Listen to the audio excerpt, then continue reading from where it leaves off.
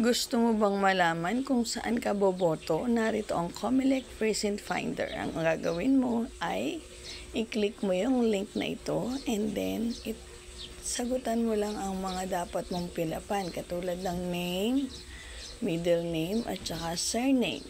Yan muna ang una yung gagawin. Yan, nagta-type na ako.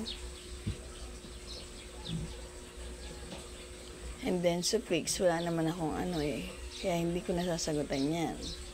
Ngayon, susunod naman ay birthday. Nagkamali ako dyan, pero may pinaulit, kaya nasagutan ko naman.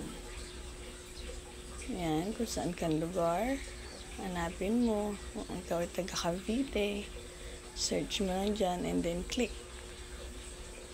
Pagkatapos nun, meron pa siyang kulang, pero napindot ko na yung search agad dyan. Ayun, nagkulay pink siya kasi kailangan daw yung sagutan. Dahil mali ang birthday ko, inulit ko ulit. Year muna, tapos month, and then day kung kailan ka pinanganak.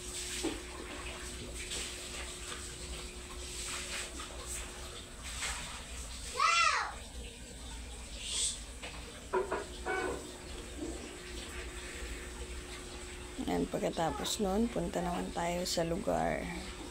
Ay, lagay ko lang ay Cavite. Meron pa pala ditong barangay kung saan ka nakatira. Or boboto. Yan, sinerch ko Naik. And then, po-proceed ko lang to. Lalabas na kung saan ako bobotong lugar. Ayan, dyan ako boboto. Ang bilis lang makita, active pa daw ang status ko. Kaya pwede pa akong bumoto ngayong 2025. Darating na po ngayong May 12. Kaya boto natin ang tama at karapat-dapat. Maraming salamat. Bye!